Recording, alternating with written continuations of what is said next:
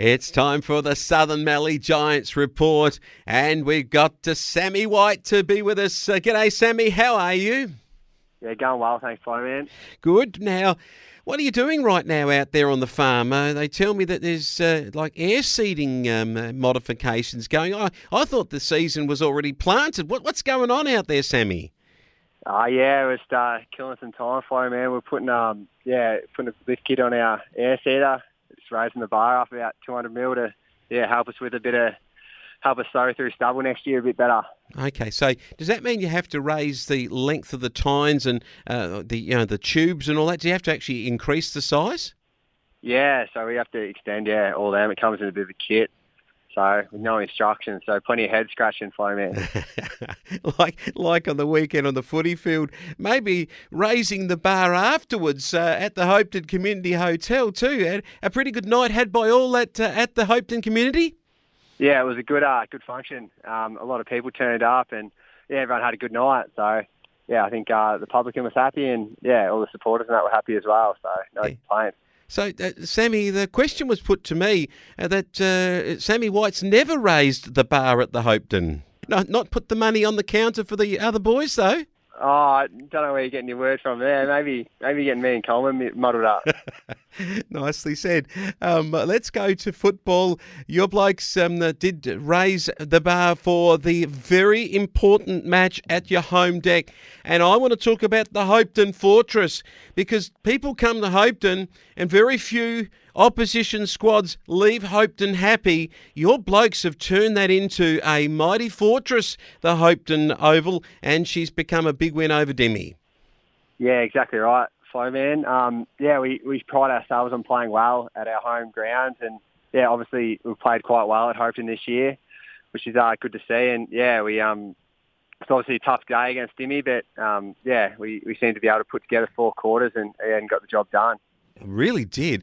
What I was impressed with in this performance was the fact that, Riley Lehman comes back into the side. The old Bubba kicks a few, but am I told that he may not play again this season? Yeah, you're right. He's he was great to have in the team. He really straightened the side up, just having a key target deep. He's unfortunately suffered a cork on cork. And he had to get rushed to hospital for bruising in his quad. If he didn't have it operated on, it could have turned into compartment syndrome. So unfortunately, he's had to have surgery, and I'd say that would definitely be him done for the year. Oh, that was that nasty injury. I think if folk remember the Saints player, Jaron Geary, who was playing with that massive big wrap around his leg because he'd had that same operation. Yeah, exactly the same as what happened there. So he copped a bad knock last week, and then he copped a knock in the exact same spot in the last quarter. And unfortunately, he got a blood clot in his quad, and it's not what you need. I tell you what, Rupert Sangster kicked 3 and Riley kicked 3. But now, is this right? Rupert Sangster, your other best goal kicker there, he's also out with a hamstring. Yeah, that's also right, Flowman. So Rupert's had a bit of a tough season. This is his second hammy he's done throughout the year, and he just seems to be getting on a roll. And then unfortunately, just tweaks it. So it's not bad. It's only a grade 1, he reckons. So he'll do the rehab, and hopefully it'll just be a couple of weeks, and he'll be back out there again. Yeah, wow. Not having anything go your way with injury, because I think Josh Webster goes out also. So a tough game. Like in that respect. The win over Dimmy is all the more meritorious because they had the Lant boys playing. Billy Hayes has been back into their side. The Barber boys are playing there too. So this, I think, is a really good win. And that's why I think it's a fortress up at Hopetoun.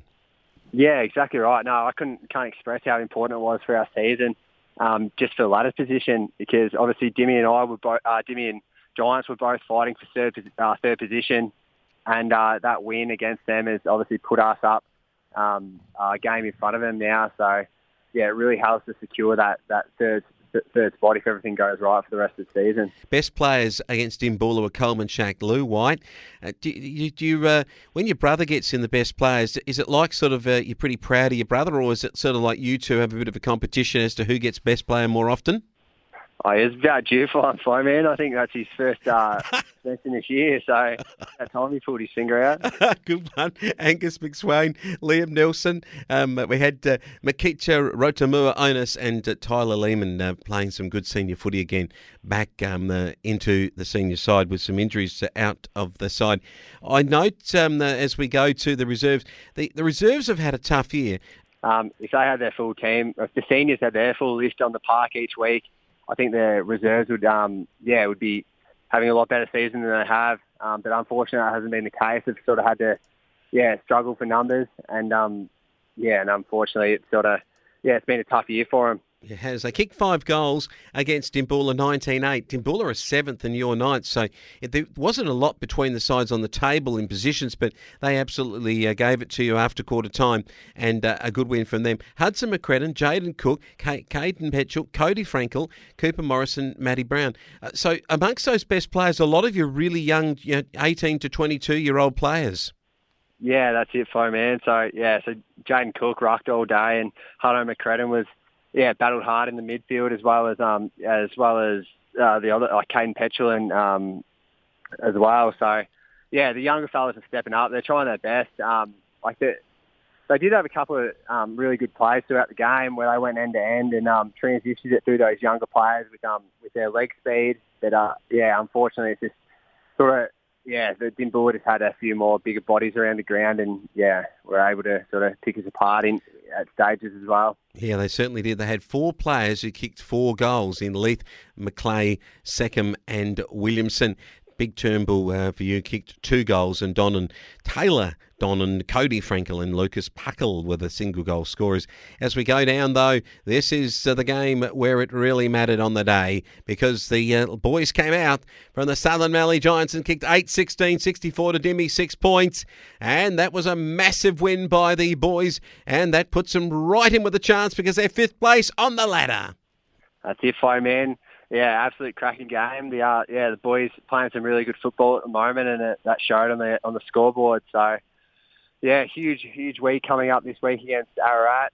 Obviously, they've got to win the next couple of games to keep that finals hope alive. And the boys are really excited for this week coming ahead. Oh, they are. I tell you what, I've been waiting all week to have you on the radio with me to say this. Axel Decker, 3 goals. Well done, Axel. And Dilly Cook, young Kobe with a Y Hallam, Maxie Roberts and Charlie Williams all kicked 1.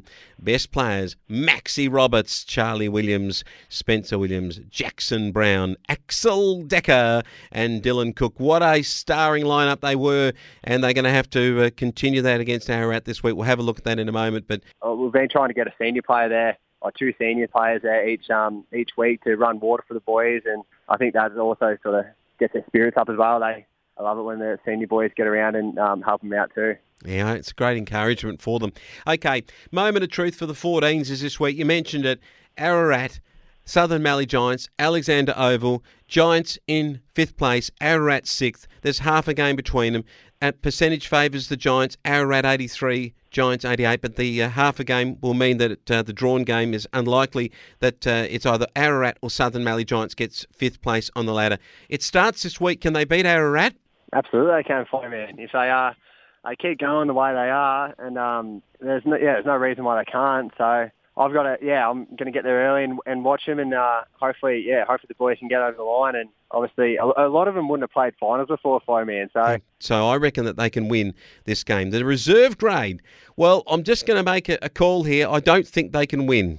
That's fair enough, man. They're like I said, we've got got a few players got injured in the seniors, and then we've got a few coming back in the seniors, but unfortunately it sort of cancels each other out, so the twos won't be getting won't be getting anyone sort of back in the twos team to help them out, unfortunately. But like I keep saying each week, they keep fronting up to training. They're going to turn up and have a crack, and obviously Ararat have got quite a strong twos team this year, and it's going to be a bit of a tough day, but that's footy sometimes, man. You've got to turn up and try your best. Try your best, but the senior match is the one we want to talk about.